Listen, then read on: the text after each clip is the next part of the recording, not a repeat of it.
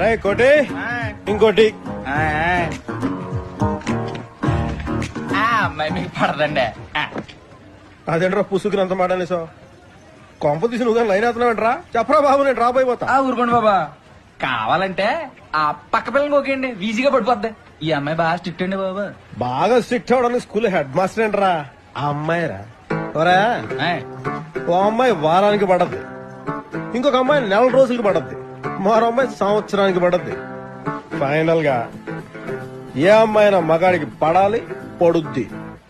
అది సృష్టి ధర్మరా. ఇప్పుడు చూడు,